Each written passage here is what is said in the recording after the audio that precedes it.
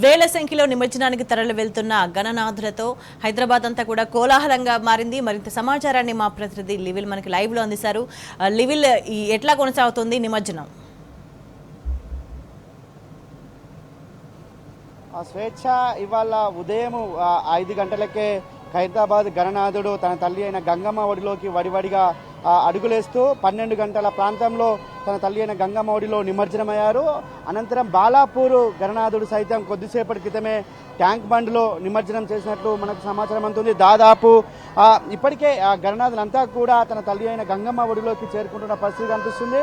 ఈ హైదరాబాద్ నగరం అంతా కూడా ఒక కోలాహల వాతావరణం ఏర్పడింది. జై జై గణేశ, బై బై గణేశాన అనే స్లోగన్స్తో ఇక్కడ దద్దరిల్లుతుంది. ఏదైతే గత 10 సంవత్సరాలుగా బీఆర్ఎస్ గవర్నమెంట్ ఏవైతే ఇనిషియేట్గా తీసుకుందో అవన్నీ కంటిన్యూ చేస్తూ ఈసారి కూడా గణనాథులకు వచ్చే భక్తులకు కూడా ఎలాంటి ఇబ్బందులు తలెత్తకుండా, ఎలాంటి అవాంఛనీయ సంఘటన జరగకుండా భారీ ఏర్పాటు చేశారు. అయితే ఆ గణనాథులు మాత్రం కొంత ఆలస్యంగా రావడంతో మాత్రం భక్తులంతా కూడా కొంత నిరాశ చెందుతున్నారు.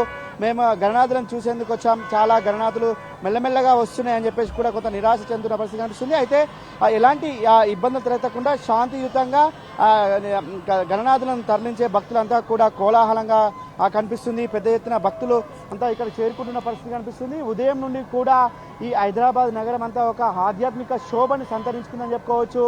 దాదాపు 20 వరకు కేంద్రం ఏర్పాటు చేశారు. హైదరాబాద్ నగరంలోని ట్యాంక్ బండ్లోనే కాకుండా వివిధ చెరువులలో కూడా గణనాథుల నిమజ్జనం చేసేందుకు ఏర్పాటు చేసిన నేపథ్యంలో అక్కడ కూడా ఏర్పాట్లు సజావుగా సాగుతున్నాయి.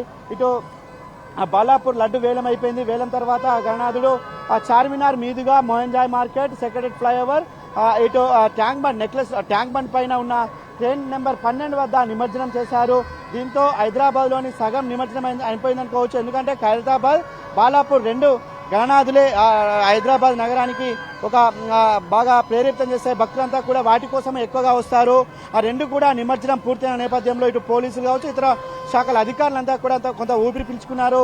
ఇటు ఈ సాయంత్రం వేళ మరీ ఎక్కువగా వినాయకులు వచ్చే అవకాశం ఉన్న నేపథ్యంలో పోలీసులు కూడా మరింత భద్రత ఏర్పాట్లు పర్యవేక్షిస్తున్నారు. ఇటు పోలీసులు, ఇరిగేషన్ శాఖ అధికారులతో పాటు హెచ్ఎండిఏ, జిహెచ్ఎంసీ సంబంధించిన అధికారులు ఎప్పటికప్పుడు మానిటరింగ్ చేస్తూ ఇక్కడ ఏర్పాట్లను పర్యవేక్షిస్తున్నారు. 24 గంటల పాటు ఇక్కడ కమాండ్ కంట్రోల్ ఏర్పాటు చేసి కమాండ్ కంట్రోల్ ద్వారా ఎప్పటికప్పుడు ఇక్కడ ఉన్న సిచ్యువేషన్ కూడా మానిటరింగ్ చేస్తున్నారు. వచ్చే భక్తులకు ఎలాంటి ఏర్పాట్లు అయితే పూర్తి చేస్తున్నారు. ఇటు సాయంత్రం మరింత రద్దీ పెరిగే అవకాశం ఉన్న నేపథ్యంలో కూడా పోలీస్ శాఖ మరింత పకడ్బందీ ఏర్పాటు చేస్తుంది. సీసీ కెమెరా సర్వేలెన్స్ తో పాటు ప్రత్యేకంగా డ్రోన్ కెమెరాలను కూడా ప్రత్యేకంగా ఈసారి వాడుతున్నారు. డ్రోన్ కెమెరాల ద్వారా కూడా ఎవరైనా పిక్ ప్యాకెటర్స్ కావచ్చు, ఎవరైనా టీంకి సంబంధించిన వారు కూడా ప్రత్యేకంగా మఫ్టీలో తిరుగుతూ ఇక్కడ భద్రతను పర్యవేక్షిస్తున్నారు. ఇప్పటికే సిపితో పాటు పలువురు ఉన్నతాధికారులు, సిపి డీజీపీతో పాటు పలువురు ఉన్నతాధికారులు ఏరియల్ సర్వే నిర్వహించారు. ఎక్కడ కూడా ఇబ్బందులు ఎత్తకుండా ప్రతిదీ మానిటరింగ్ చేస్తూ ముందుకెళ్తున్నారు. ఇటు వైద్యారోగ్య శాఖ కూడా ఇక్కడ క్యాంపులు ఏర్పాటు చేసింది. అంతేకాకుండా ఎవరైనా పిల్లలకు సంబంధించి తప్పిపోతే వెంటనే చర్యలు తీసుకునే విధంగా కూడా ప్రత్యేకంగా ఏర్పాటు చేశారు. ఉదయం ఇవాళ రాత్రి నుంచి రేపు మధ్యాహ్నం వరకు కూడా ఈ గణనాథ నిమజ్జనం కొనసాగనుంది. గణనాథ నిమజ్జనం కొనసాగిన నేపథ్యంలో ఇటు పోలీస్ శాఖ కూడా 25,000 మందిని భద్రతా సిబ్బంది ఇక్కడ విధులు నిర్వహిస్తున్నారు. వారంతా కూడా షిఫ్ట్ల వారీగా ఈ భద్రతను పర్యవేక్షిస్తున్నారు. అంతేకాకుండా ఇటు జిహెచ్ఎంసీ, ఇరిగేషన్, హెచ్ఎండి అధికారులు కూడా ఎప్పటికప్పుడు మానిటర్ చేస్తున్నారు.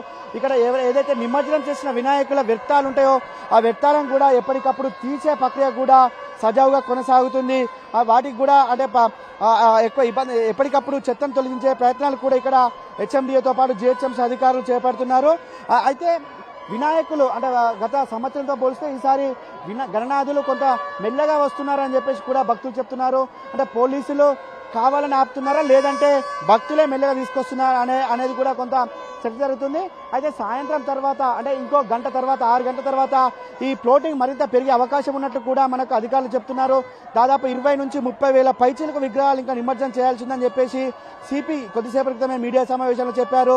ఈ 20 నుంచి 30,000 వినాయకులను కూడా నిమజ్జనం చేసేందుకు మంటపాల నిర్వాహకులు ఎవరైతే ఉంటారో వారికి కూడా మేము ప్రత్యేకంగా చెప్తున్నామని చెప్పేసి కూడా చెప్పారు. అయితే రేపు ఉదయం ఎక్కువ లేట్ కాకుండా ఉండేందుకు కూడా చర్యలు చేపడుతున్నామని చెప్పారు. రేపు ఉదయం లేట్ అయితే మరింత ట్రాఫిక్ ఇబ్బందులకు గురవుతారు. ప్రజలంతా కూడా ఆఫీసులకు వెళ్లే అవకాశం ఉంది. కాబట్టి ఇవాళనే నిమజ్జనం అంతా కూడా రాత్రి లోపే అంటే రేపు ఉదయం లోపే నిమజ్జనం పూర్తయ్యేలా ఏర్పాట్లు చేస్తామని కూడా చెప్తున్నారు.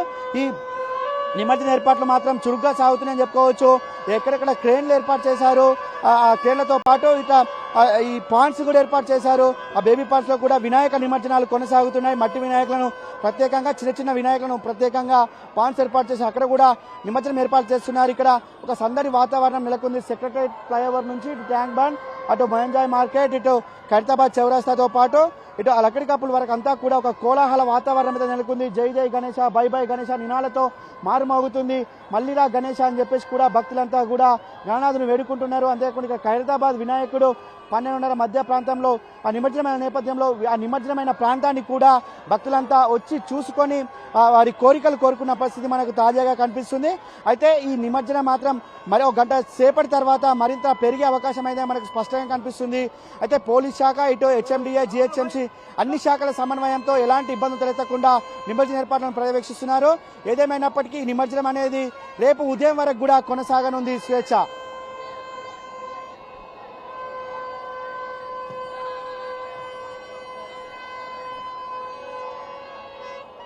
Right level.